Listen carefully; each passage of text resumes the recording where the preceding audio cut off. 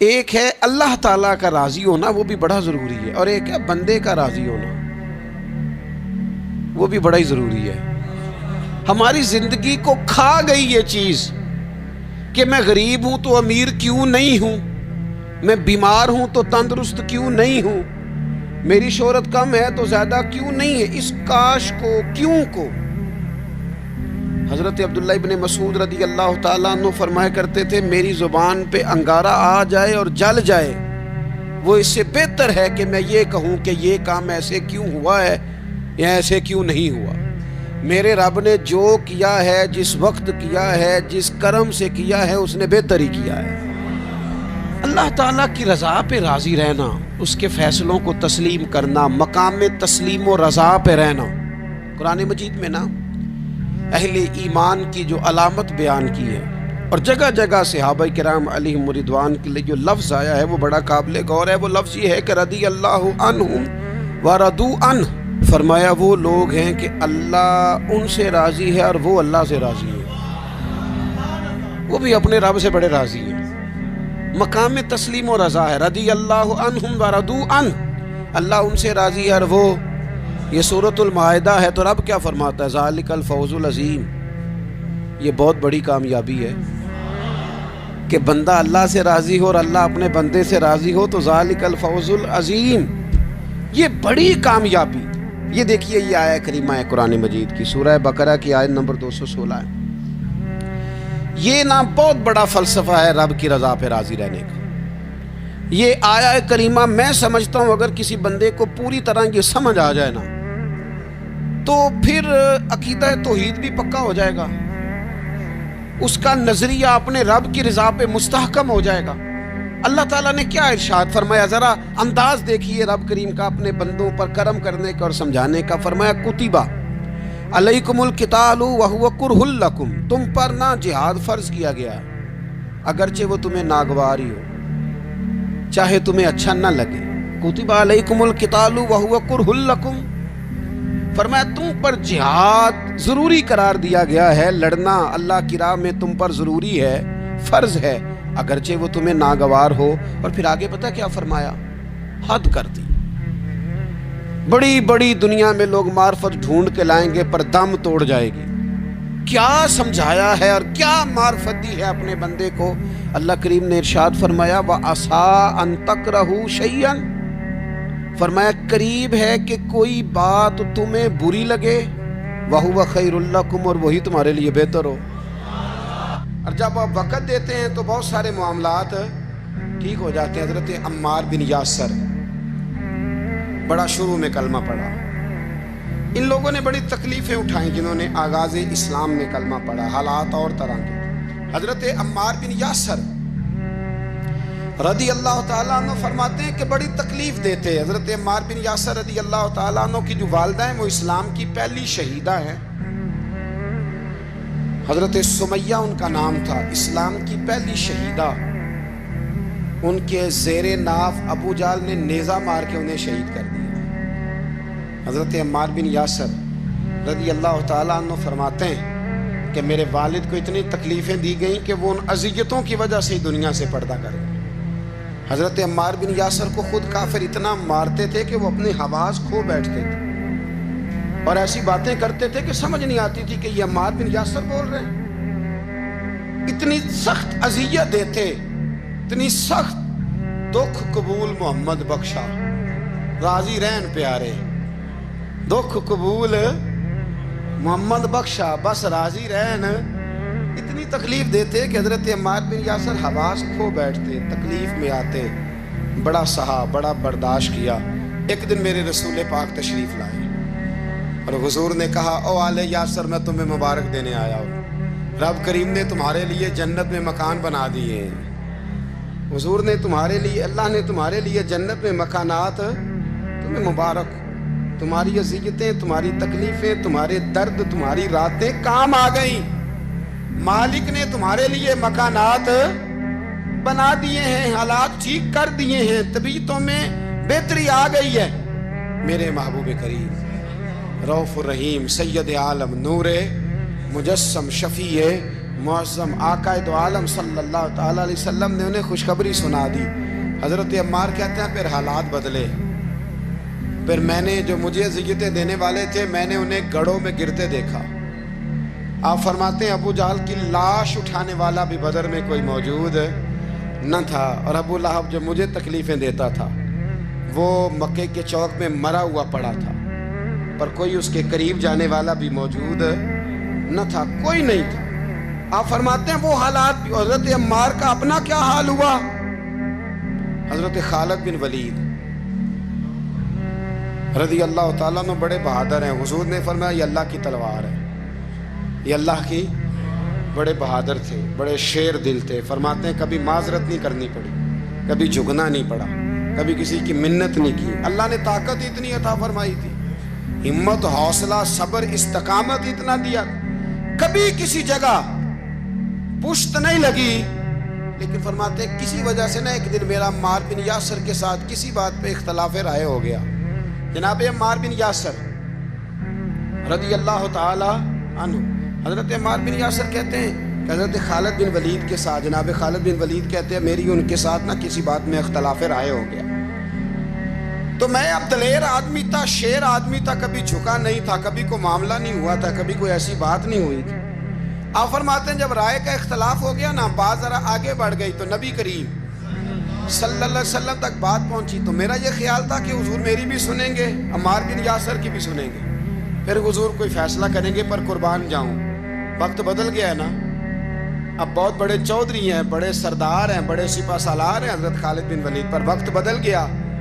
تو حضرت خالد بن ولید کہتے ہیں جب میں نے نبی کریم کی بارگاہ میں بات عرض کی، حضور تک بات پہنچی، تو میرے مصطفیٰ نے موٹی سی بات ارشاد فرمائی۔ رسول کریم فرمانے لگے بھئی بات مختصر سی ہے، جس نے عمار کو راضی کر لیا اس نے مجھے راضی کر لیا، اور جس نے اسے ناراض کیا اس نے مجھے ناراض کیا۔ فرماتے ہیں بس میری قیمت پڑ گئی، میرا قد اونچا ہو گیا۔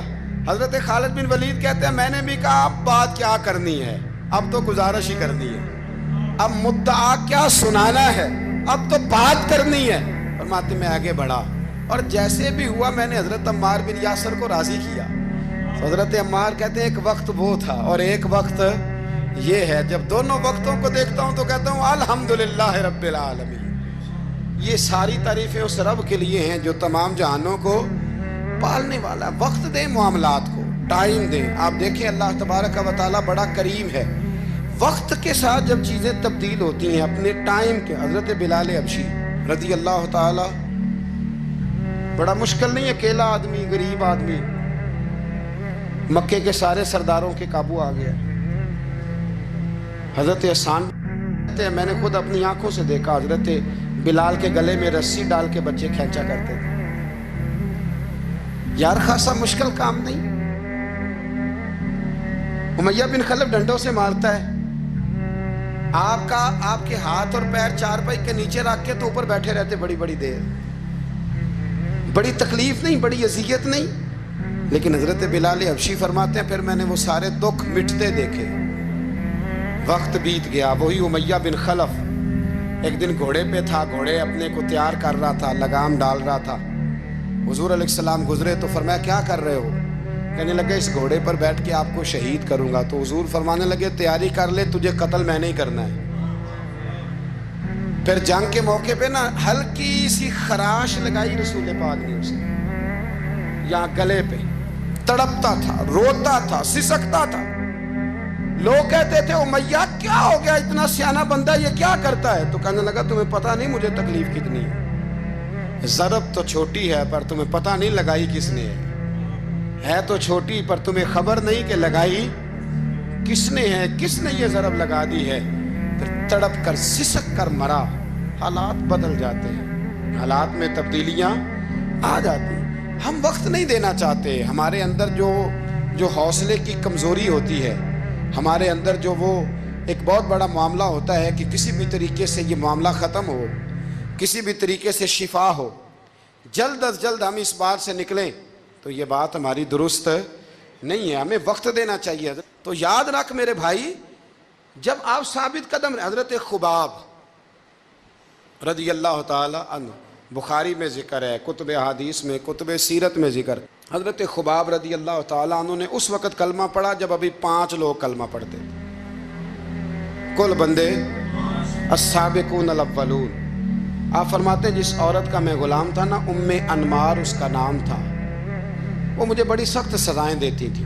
آپ لوہار کا کام کرتے تھے، سلاخیں، آپ کو پتہ ہے لوہار سلاخ رکھتا ہے پہلے آگ میں بھٹی میں، پھر وہ جب پوری طرح تپتی ہے پھر کچھ بنتا ہے، لوہار کا کام کرتے تھے۔ آپ فرماتے ہیں ام انمار میرے ساتھ یہ کرتی کہ مجھے سخت اذیت دیتی، کلمہ چھوڑنے پر مجبور کرتی۔ ایک دفعہ تو ایسے ہوا کہ اس نے کافروں کی ڈیوٹی لگائی، میں گلی سے گزر رہا تھا، مجھے نہیں پتا تھا ان کی پہلے سے تیاری ہے، انہوں نے کوئلے جلا کے رکھے ہوئے تھے، مجھے پکڑا، میرا کرتا زبردستی اتارا، کوئلوں پہ لٹا دیا اور میرے وجود پر وزنی پتھر رکھ دیے۔ فرماتے ہیں میری چربی پگھلی تو کوئلے بجھے۔ یہ شہادت گاہ الفت میں قدم رکھنا، لوگ آسان سمجھتے ہیں مسلمان ہونا، زخم پہ زخم کھا کے جی، خون جگر کے گھونٹ پی، آہ نہ کر لبوں کو سی، یہ عشق ہے کوئی دل لگی نہیں، اس میں بڑی برداشت کرنی پڑتی ہے۔ آپ فرماتے ہیں کہ حضور علیہ السلام نا خانہ کعبہ کی دیوار کے ساتھ ٹیک لگائے بیٹھے تھے، میں ایک دن حاضر، مجھے بڑی تکلیف دیتے تھے، کہتے ہیں جب میں کام کر رہا ہوتا تھا تو میری مالکن آتی تو وہ نکال کے نا سلاخ تو میرے سر پہ رکھ دیتی، میرا سارا وجود زخمی تھا۔ حضور خانہ کعبہ کی دیوار سے ٹیک لگائے بیٹھے تھے، میں حاضر ہوا تو محبوب کریم بھی اٹھے، تو حضور علیہ السلام سے میں نے عرض کی حضور دیکھیں مجھے کتنی تکلیف دی جاتی، تو ابھی فرمانے لگے بس اتنی، فرمایا تم سے پہلے لوگوں کے سروں پر آرے رکھ کے 2 حصوں میں چیر دیا جاتا تھا، لوہے کی کنگھیوں سے ان کے وجود ادھیڑ دیے جاتے تھے، پر وہ سی نہیں کرتے تھے، اف نہیں کرتے تھے، میں خبردار بس اتنی۔ اور پھر میرے حضور نے ہاتھ اٹھائے، کہا اے اللہ خباب کی مدد فرما، اے اللہ خباب کی، اتنے لفظ ادا کی۔ حضرت خباب کہتے ہیں پھر میں نے وقت کو وقت دیا، پھر میں نے حالات کو وقت دیا، پھر میں نے اپنے محبوب کی دعا کو قبول ہوتے دیکھا۔ فرماتے ہیں وہ میری مالکن جو مجھے تکلیف دیتی تھی، اذیت دیتی تھی، پھر اس کا حال یہ تھا کہ اس کے سر میں درد اٹھا، اور جس طرح کتا چیختا ہے جب اسے مارا جاتا ہے تو وہ چلاتا ہے، اس طرح وہ آوازیں نکالتی۔ پھر وہ بہت بڑے طبیب کے پاس گئی تو اسے کسی نے کہا کہ لوہے کی سلاخوں سے اپنے سر کو دگوایا کر، داغ دیا کر، اسے چلایا کر جگہ جگہ سے تاکہ تیرے اندر کا درد ختم ہو۔ تو آپ فرماتے ہیں پھر لوگوں میں نے صبر اور استقامت کا رزلٹ دیکھا کہ وہ جو مجھے بطور سزا میرے سر پہ سلاخیں رکھتی تھی، پھر وہ بطور دوائی منگانے لگی، میں سلاخ گرم کر کے لاتا اس کے سر پہ رکھتا، فرماتے ہیں پھر اسے سکون ہوتا، پھر وہ تڑپتی، اور چونکہ مجھے تو وقت یاد تھا نا، کہتے ہیں لیکن میں مصطفیٰ کریم کا کلمہ پڑھتا تھا، میں نے کبھی دوبارہ پلٹ کر اسے یہ بات یاد نہ کرائی۔ آپ وقت دیں، ماحول کو ٹائم دیں، آپ دیکھیں، ہاں یہ ضرور دیکھ لیں کہ آپ کے ضمیر کے اندر کوئی ایسی بات تو نہیں، کوئی ایسا معاملہ تو نہیں کہ جہاں آپ غلط ہیں، اور اگر ایسا نہیں پھر آپ وقت دیں آنے والے اسباب کو۔ ہم نہ بڑی جلدی ہے، ہمیں دعا کرائی ہے تو آج شام تک مسئلہ ٹھیک ہونا چاہیے، دعائی کھائی ہے تو طبیعت شام تک ٹھیک ہونی چاہیے۔ اگر ہم راہ حق کے مسافر ہیں تو شام کو ہمیں قرب الہی مل چکا ہو، حضور کی بارگاہ کے ہم حضوری ہو چکے ہیں، ایسا نہیں ہے۔